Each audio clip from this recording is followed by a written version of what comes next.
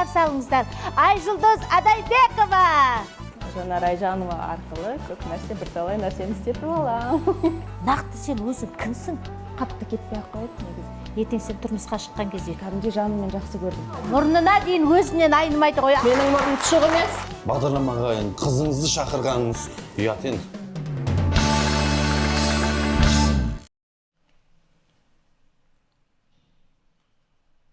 Айттым, осының бәрін үйде жасап шығайық деп, тыңдамайсың адамды. Өзіңіз ғой енді асық тұрған. Болды, дайынсыз. Мен барып бастай берем, ырбимай тез кел. Мен әлі шашым жасаған жоқпын. Ой, қойшы, саған кім қарайды? Кім қарайды?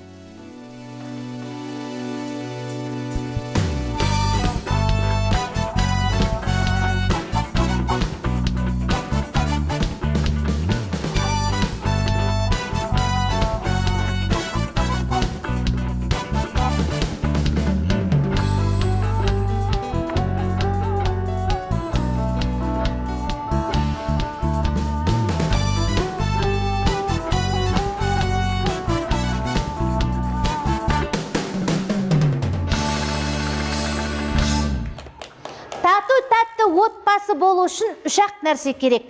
Алдымен махаббат, сосын сыйластық, ең бастысы 25 жылға бірге алынған ипотека. Бүгінгі тақырып отбасы туралы. Ендеше шоулатайық.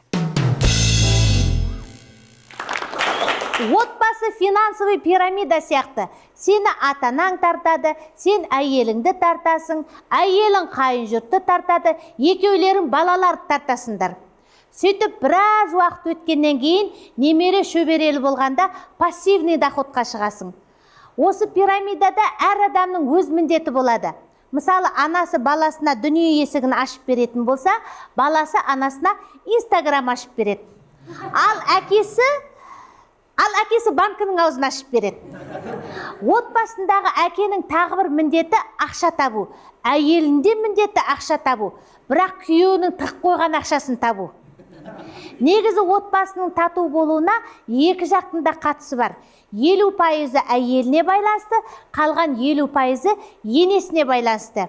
Егер де тату-тәтті отбасы болып, әркім өз міндетін орындаса, онда пассивный доходқа да тез шығасыңдар. Бүгін отбасы тақырыбына кімді шақырамыз деп ұзақ ойланған жоқпыз. Ендеше қарсы алыңыздар. Музыкант, актриса, әнші, суретші, дизайнер Айжұлдыз Адайбекова.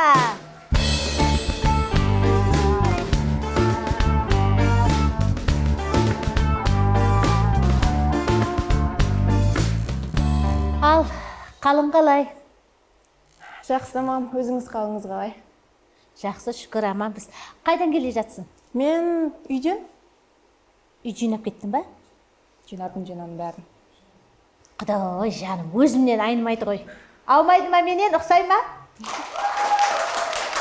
Аумайды. Күлгенде аумайды, бәрі де аумайды. Жаңа сені хабарлаған кезде актриса, дизайнер, суретші, музыкант деп хабарладым мен.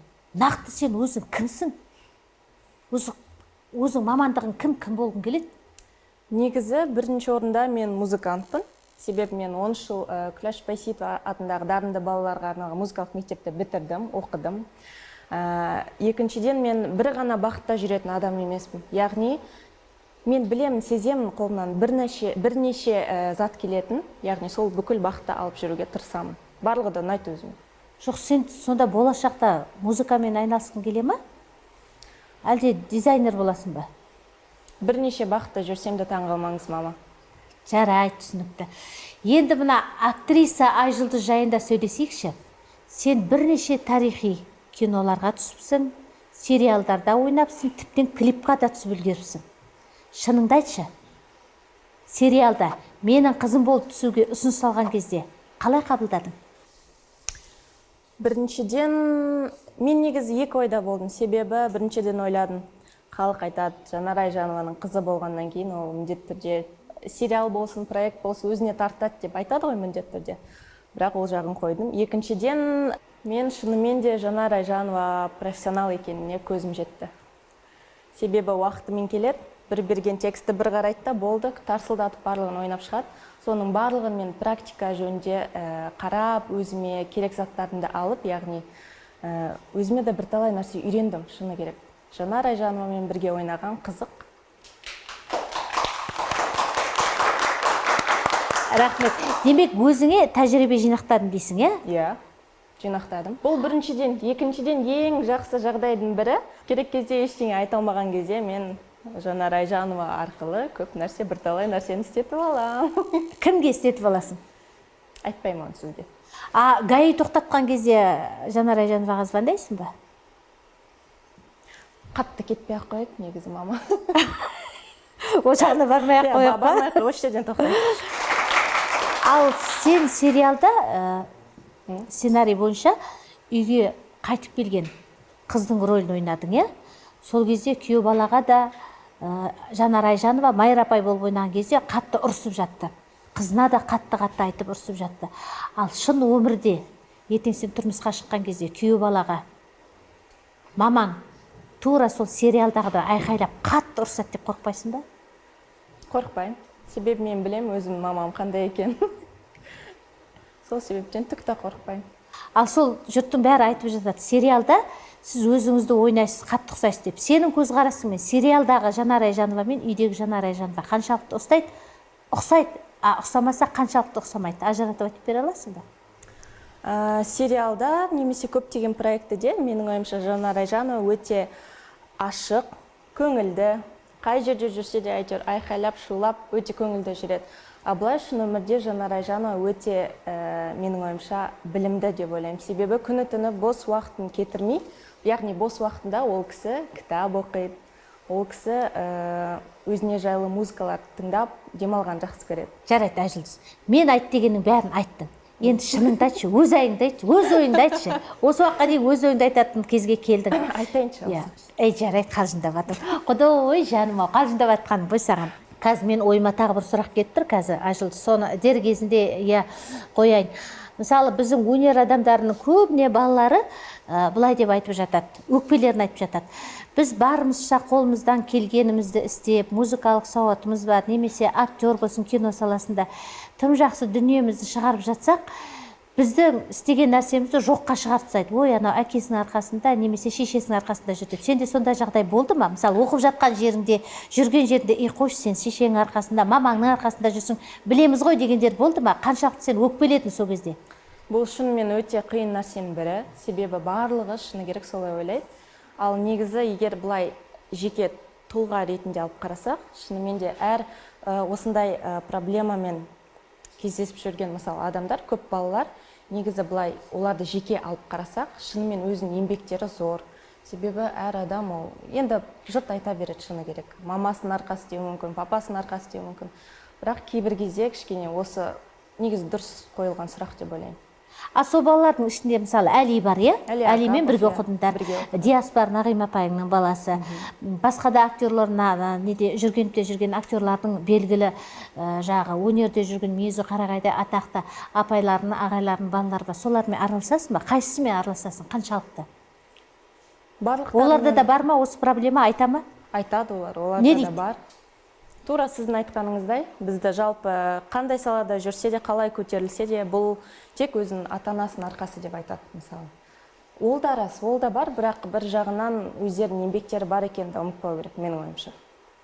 Барлығымен араласам, өтпесін айтады кейбір кезде. Өзіміз отырып, әңгімелерің бір жерде шығады, е?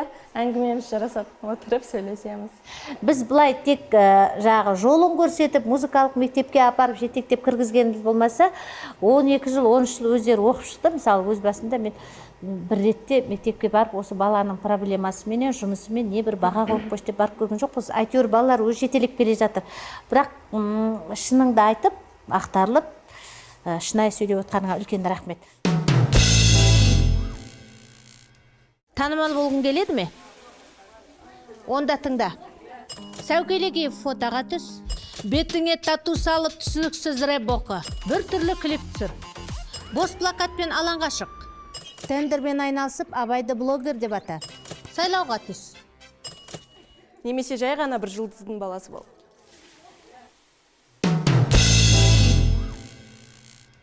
Енді Айжұлдыз, сенің музыкалық қабілетің жайында сөйлесейік. Сен көп аспапта ойнайсың, иә? Иә.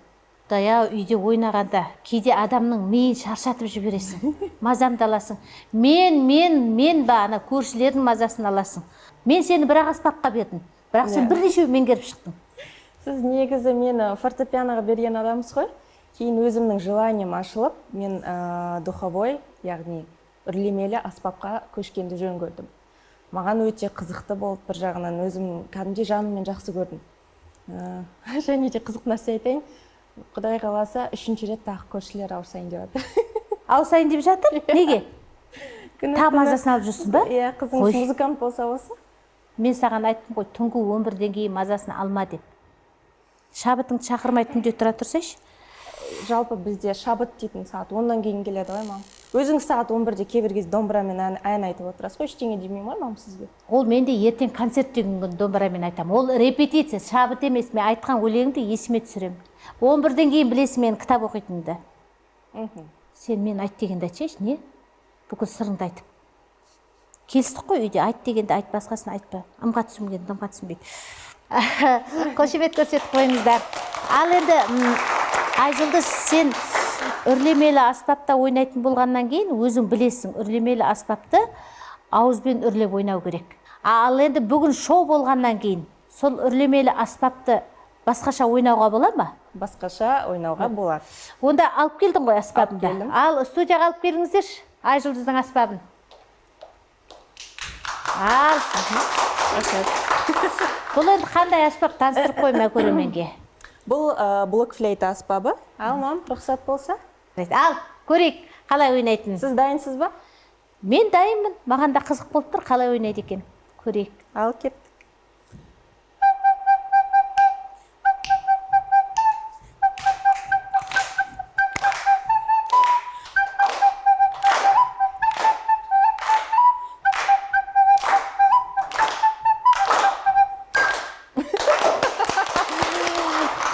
Құдай, жаным-ау, мұрнына дейін өзінен айнымайды ғой. Ал, қошемет көрсетіп қойыңыздар. Менің мұрным тұшық емес. Шынымен талантың бар екеніне мен енді көзім жетіп отыр. Осы уақытқа дейін шынымен байқамаппын. Мынау қолды өскен ботаны тайлаға тығылмайды дейді. Шынымен де мынаны әрі қарай жалғастыруға болады екен. Не істеп жүрсің жалғастырмай? Ойымда бар негізі, иә. Бар болғанда енді құлақты қосуға болмай ма? Әлі ондай дәрежеге жеткен жоқпын, мама. Қалжың ғой.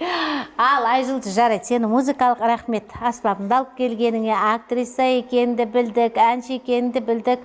Енді тағы бір қырынан сөйлеп көрейік. Мен білетін Айжұлдыз бұл суретші, дизайнер, иә? Негізі бала кезінен өзіңіз де көрдіңіз, 3 жасынан бастап күнде әйтеуір дәптерге қалам мен қарындаш берсе, бір нәрсе салып отыратын, есіңізде болса. Мама. Ол есімде. Абойдың бәрі, бойың жететін жердің бәріне сол торғай ма, шиқ-шиқ деп бірдеңелер салып бүлдіретін. Сенің арғы кесіріңде талай абой кеткен еді. Онда былай келсейікші.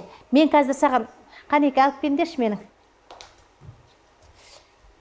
Ендеше былай істейік. Әрі ойын болсын, әрі қалжың болсын, қарап отырғанша бір эксперимент жасап көрейік саған, Айжұлдыз.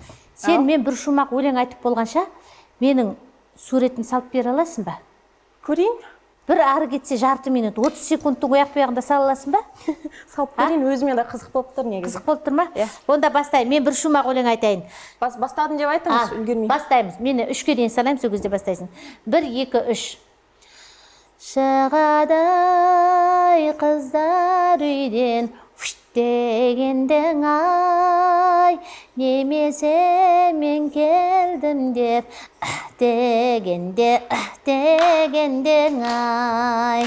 Болмасай жатар орнын біліп алып ай, ақырын керегесін дегендің ай. Суретің не боп жатыр дегенде дегендең ай, қанша рет айту керек, дегендең ай, қызай болсайшы, жалғастыра берейін ба, дегендең ай, 30 секунд аяқталады, дегендең ай, басымды изеген кезде бітіресің, дегендең ай, болсайшы қарағым ай, күреңа темжемеймі, тұп, болыпты. Ал, көрейік, қанеке.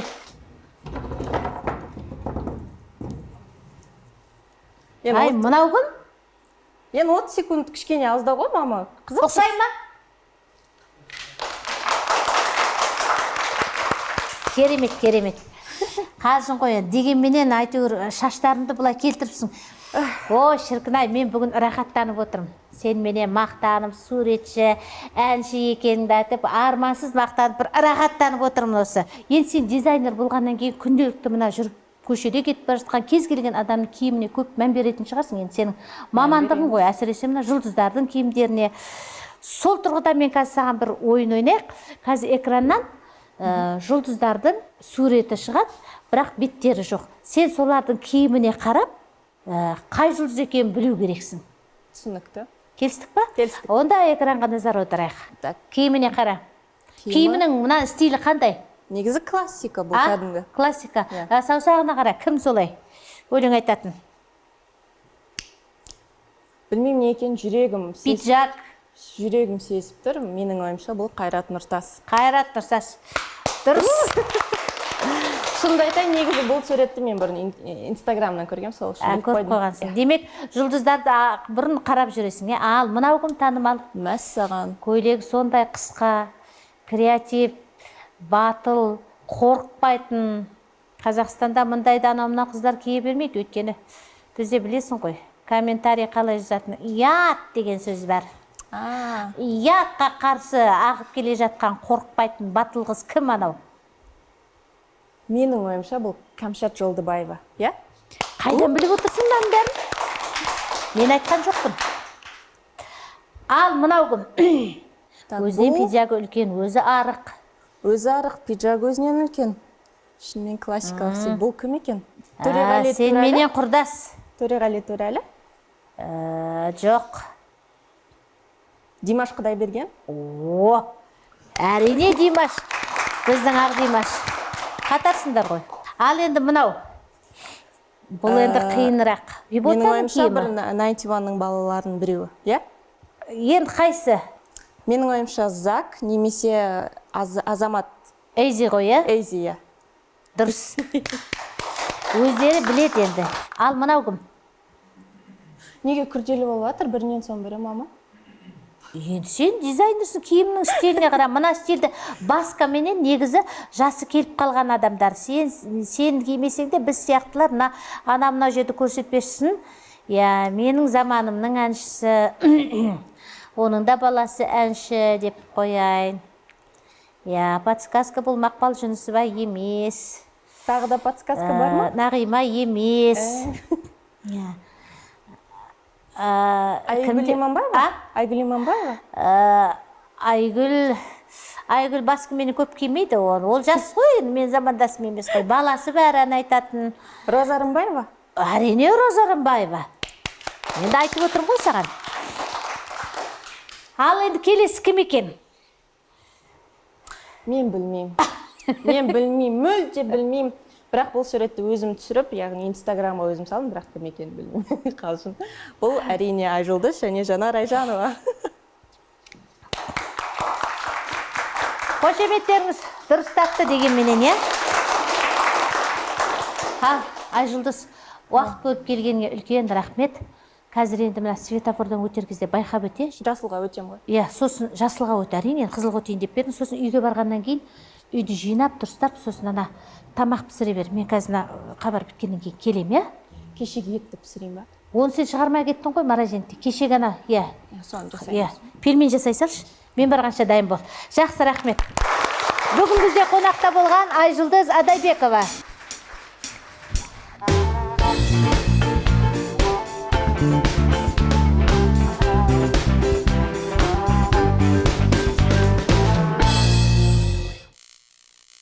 сонымен отбасы тақырыбын әрі қарай Жанар апай. жалғастырамыз. Сәлеметсіз. Дәлетжан, қалайсың? Жақсы, нормально. Өзіңіз? Жақсы, шүкір. Бірдеңе сұрай салайыншы. Сұрай ғой. Наушник бар ма сізде? Наушник оны істейсің. Бағдарлама қызық емес болып кетті, соны ән тыңдай тұрайын деген ма? Төреғалидың. Сен де тағы бастадың ба? Жоқ енді, Жанар апай, бағдарламаға енді басқа қызыңызды шақырғаныңыз ұят енді. Шақырса несі бар? Өзімнің қызым, онда тұрған не бар? Бірақ бір жағынан сізді түсінуге болады. Көп жұлдыздар бағдарлама қызық емес деп отказ беріп жатқан шығар. Ай, қарағым, отказ беріп жатқан ештеңесі жоқ. Бүгінгі тақырыптың өзі отбасы болғаннан кейін әдейі шақырдым қызымды. Онда тақырыпты абысындар, жиендер, келіндер, құдалар, құдағилар деп өзгертіңіз да сәлем шоу емес, ағайын шоуды өзгертіп алсаңызшы. Маған бірден беріндеші, мынаны лақтырып баратын. Жоқ, Адам нервістетіп, не? жоқ, нервте тұрған ештеңе жоқ. Өткен бағдарламада айттым. Келесі бағдарламаға қызын шақырады дедім. Дұрыс келді ма? Сіз келесі тақырыпты айтыңыз, мен 100% айтып беремін кім келетінін. Әй, Дәулет, сен бар ғой үндемегенге басқа шығып бара жатсың. Жоқ, наушник бар ма, жоқ па, соны айтыңыз. Мына беріндеш құлағына наушник тығындап отырсын үндемей. Дәулет, енді бірдеңе айтатын болсаң, өз обалың өзіңе. Ана наушникті құлағымен қосып жұлып алам. Жоқ енді, құлағын жұлып алғаннан кейін отдельно наушник Ұқтың ба жұлып деймін? алудың қажеті жоқ. Қазір басың жұлып алам сенің, басыңды. Отыр дедім ғой мен саған.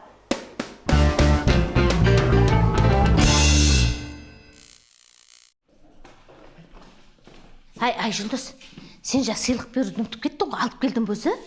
Ұмытқан жоқпын. Міне алып. Ер бермейсің ба келсең? Мама, мен Мама деме, Жанар апай де, былай Жанар қарабай. апай. Көрсет, кәмпит па? Мама, бұл гуаш.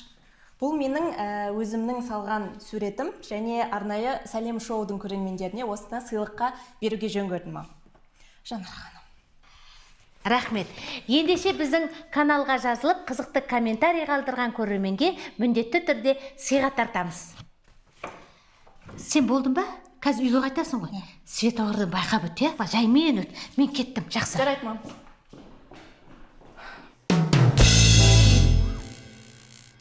Отбасы құру үшін ең алдымен ойланып, сосын шешім қабылдап, сосын барып әрекет ету керек. Керісінше бірінші әрекет етіп, сосын шешім қабылдап, сосын өмір бойы ойланып жүрмеңдер. Бұл сәлем шоу, каналға жазыламыз, лайк басып, комментарий қалдырамыз. Кездескенше!